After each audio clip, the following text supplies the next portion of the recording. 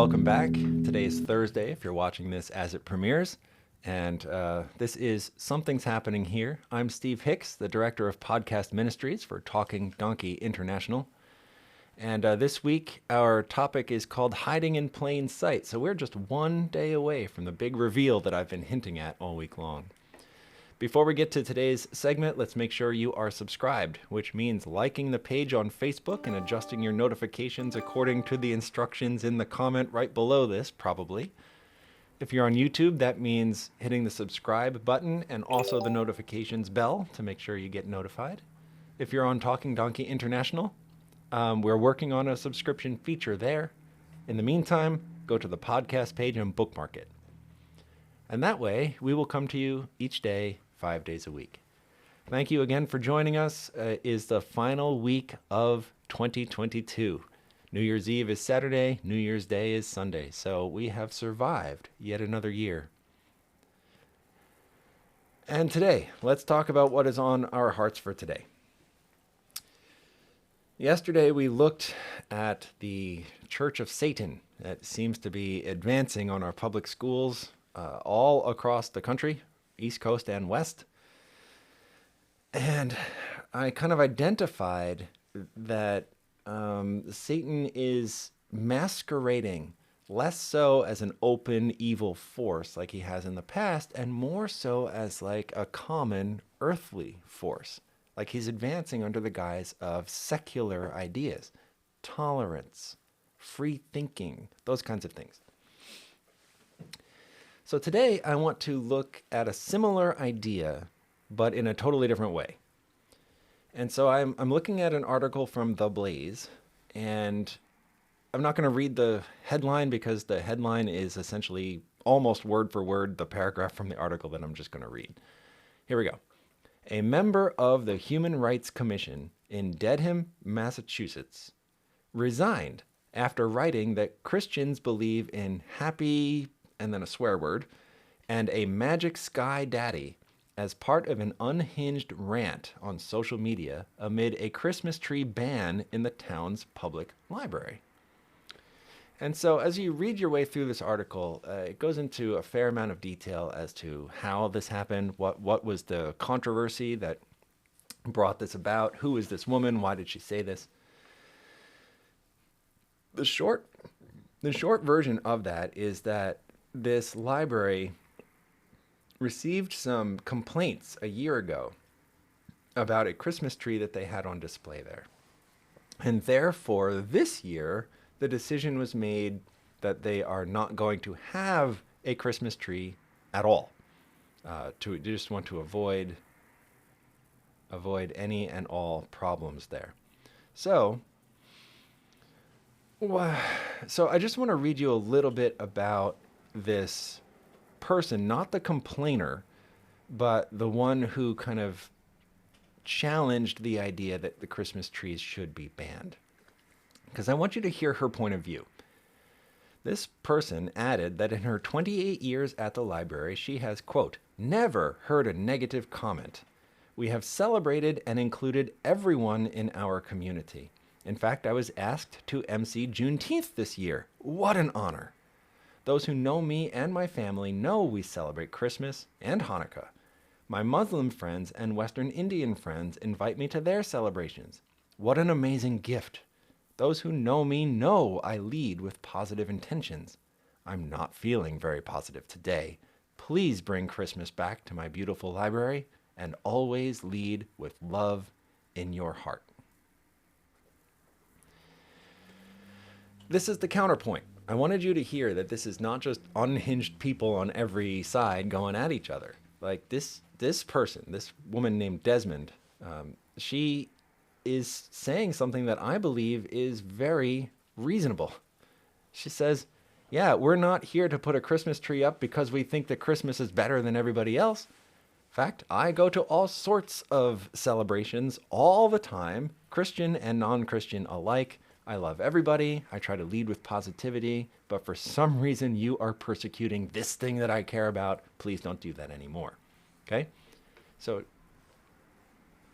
as far as, in our modern world, when you need to advocate for something, that seems like a pretty straightforward way to advocate. And yet,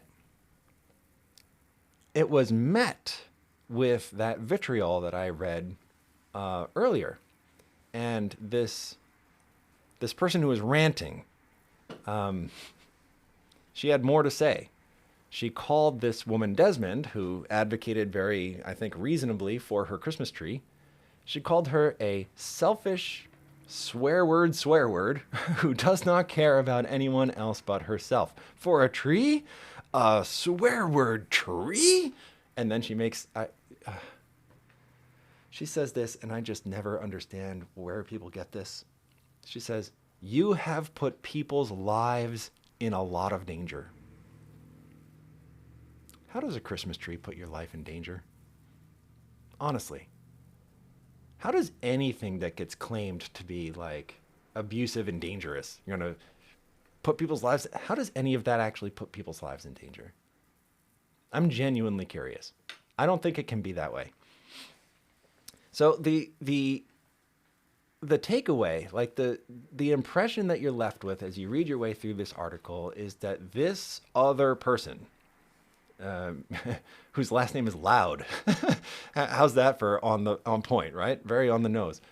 This woman Loud is just kind of a lunatic.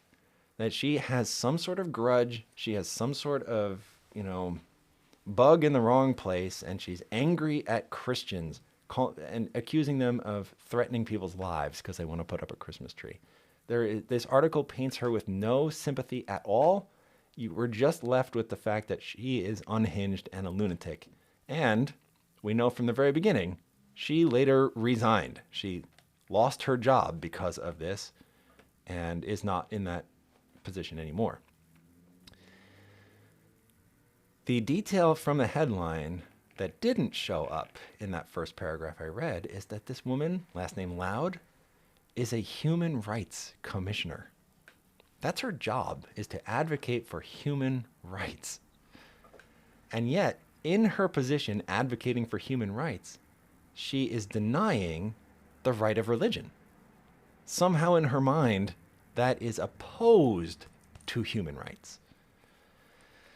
Oh, and so what is our takeaway? It appears that that same secular spirit that is fueling the advance of the satanic temple into public spaces like our schools is also at work here. Because this woman, this commissioner of human rights, is equating secular non-Christian ideas with human rights. She believes it was her prerogative to say and do what she did because she's advocating for human rights. Do we see the danger of these advancing secular ideas? Often in public discourse, we talk about like humanist ideas as a good thing because we're all human, so therefore a set of ideas that advocates for humans must be good. But humanist is really just like a polite way of saying secular, right? It's material. It's non-spiritual. It's about what's here right now, what you can see and touch and feel. And I hope we're seeing how dangerous that can be. Not because it's wrong to advocate for human flourishing. I mean, I'm all for human flourishing. I hope you are flourishing. Praise the Lord. And by the way, probably somewhere on whatever post that you're watching here is a link to donate to Talking Donkey International, which will help us to be flourishing too, right? If you want these messages to continue, please support the ministry so we can all flourish. But back to the topic at hand here. It's the advancing of ideas that are contrary to God under the banner of, or under the costume of, human rights and secular flourishing. What do we do about it? Well, Jesus says that you're going to have tribulation in the world, but that we should take heart because Jesus has overcome the world. And that needs to be our position of faith. It has to be. There's no other safe place. We have to recognize that we're going to face persecution while we are still here. On this side of heaven, there's no avoiding that.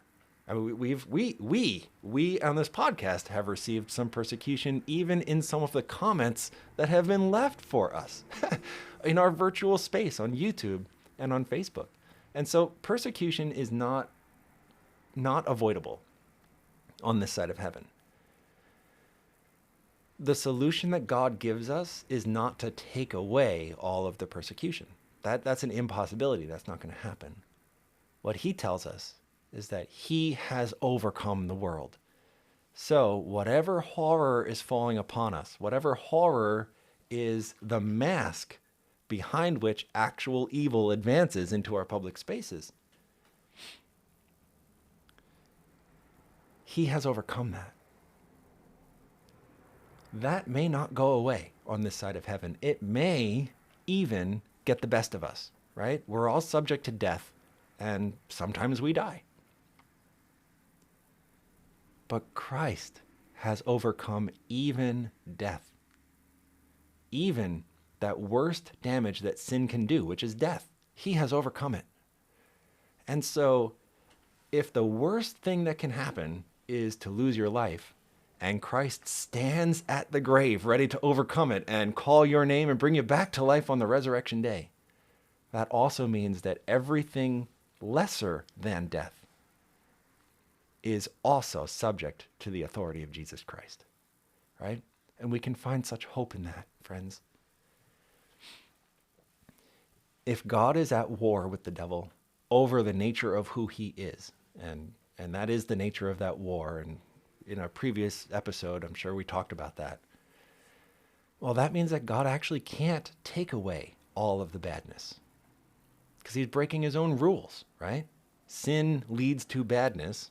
So if in the middle of sin, God just takes away all the badness, he's breaking his own rules, right? And he can't do that. And he doesn't do that. That's not how life works.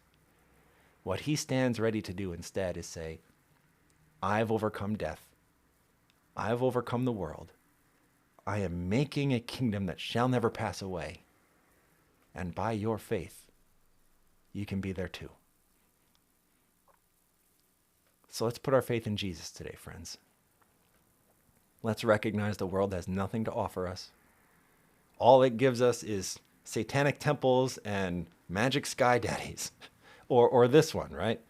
The flying spaghetti monster, which I had never even heard of till a very secular-minded former friend of mine started posting passionately about her belief in the flying spaghetti monster, which is, it's a non-religion really, but it makes fun of real religion. And actually, if you are looking at this little picture on Wikipedia, there's a picture of the flying spaghetti monster in the place of God, reaching out its tentacle to touch Adam's finger, like God does in the Sistine Chapel painting.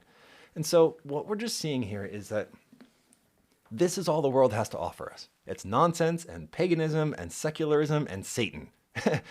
What you and I have access to is greater than all those things because Christ created the world.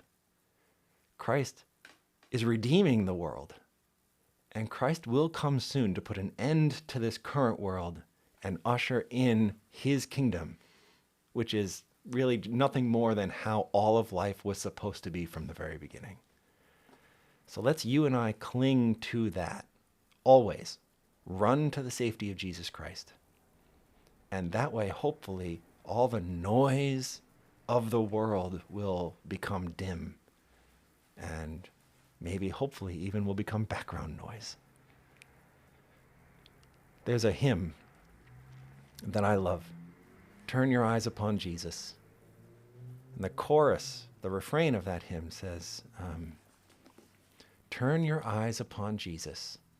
Look full in his wonderful face, and the things of earth will grow strangely dim in the light of his glory and grace. That's my prayer for you today. We're not going to be able to escape all the chaos of the world, but in Christ, it can just become background noise. Let's turn our eyes upon Jesus today. And make sure that we're fully subscribed so we can come back tomorrow for our final segment of this week's episode. I'm Steve Hicks.